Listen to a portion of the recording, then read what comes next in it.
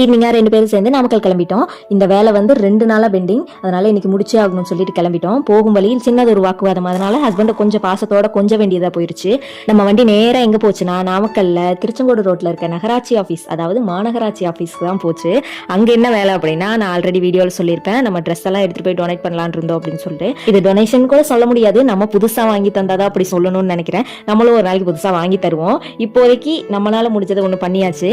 எக்ஸாக்டாக பார்த்தோம்னா நாமக்கல் மாநகராட்சி ஆஃபீஸ்க்கு அப்படியே சைடில் வெளியவே அந்த கேட் பக்கத்துலேயே ரோட்டரி கிளப் ஆஃப் நாமக்கல் அப்படின்னு சொல்லிட்டு போர்டு இருக்கும். நம்மள மாதிரி நிறைய பேர் கொண்டு வந்து வச்சிருந்தாங்க.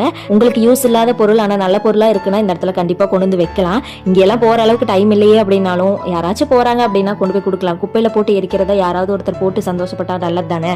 அங்கே வைக்கிறத நிஜமாவே எடுத்துகிட்டு தான் போகிறாங்களா அப்படிங்கிற டவுட் கூட இருக்கலாம். ஏன்னா எனக்கு இருந்துச்சு, அதனால சொல்கிறேன். கண்டிப்பாக அதை எடுத்துகிட்டு தான் போகிறாங்க. நானே 2-3 டைம் பார்த்து கன்ஃபார்ம் பண்ணிக்கிட்டேன். அப்புறம் வர வழியில் அப்படியே ஜூஸ் குடிக்கலாம் அப்படின்னு சொல்லிட்டு ஒரு பேக்கரியில் நிறுத்தினோம். அவர் வந்து சாத்துக்குடி ஜூஸ் வாங்கிக்கிட்டாரு, நான் லெமன் ஜூஸ் வாங்கிக்கிட்டேன். 2 பேரும் குடிச்சு முடிச்சுட்டு அதுக்கப்புறம் வேற ஒரு இடத்துக்கு வெளியிலையும் போயிட்டு வீட்டுக்கு வரும்போது பார்த்தா டைம் வந்து 7:30 ஆயிடுச்சு. லைட்டாக மழையும் வர ஆரம்பிச்சிருச்சு. நம்ம வீட்டுக்கு முன்னாடி இருக்க அந்த லைட் வெளிச்சத்தில் மலைத்துளி பார்க்க அவ்வளோ அழகா இருந்தது. அதை கேப்சர் பண்ணியிருந்தேன். இது வந்து நான் ஹஸ்பண்ட் கிட்ட காட்டுறதுக்காக தான் முக்கியமாக கேப்சர் பண்ணேன். லைட் போட்டிருக்கோம், ஆனால் நான் இதை நோட்டீஸ் பண்ணதே இல்லை. பார்க்க ஒரு மாதிரி அழகா இருந்தது. அதை ரசிச்சுட்டு வந்தா இங்கே என்ற புருஷர் வந்து எனக்காக நைட் டின்னர் சமைச்சிட்டு இருக்காரு.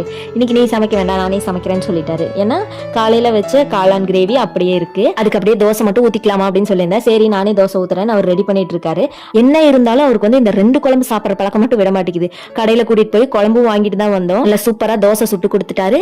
நம்ம மார்னிங் செஞ்சிருந்த அந்த சிப்பி காளான் தொக்குமே எடுத்துட்டு வந்து வச்சுட்டாரு. சூடு பண்ணி எடுத்துட்டு வந்துட்டாரு. நான் வந்து இதுல தேங்காய் அரைச்சி ஊத்தி ஒரு மாதிரி கிரேவி மாதிரி செஞ்சுக்கலாமான்னு இருந்தேன். அவர் தான் குழம்பு வாங்குற பிளான் பண்ணிட்டாரு இல்லையா, அதனால வேண்டான்னு சொல்லிட்டாரு. சரின்னு இப்படியே விட்டுட்டேன். இன்னைக்கு நான் பெட்ல படுத்துட்டு மட்டும் தான் இருந்தேன். அவர் தான் எல்லாமே எடுத்துட்டு வந்து கொடுத்து சாப்பிட்றதுக்கு உட்கார வச்சு எல்லா சாப்பாடும் போட்டு கொடுத்தாரு. இன்னைக்கு ஸ்பெஷலா முட்டை தோசை வேற. நான் திரும்ப திரும்ப சொல்ற விஷயம் தான், ஒரு சிலர் சொல்லிக்கிட்டே தான் இருப்பாங்க, இவன் பொண்டாட்டிக்கு வேலை செய்யறான், பொண்டாட்டிக்கு வேலை செய்யறான் அப்படின்னு சொல்லிட்டு.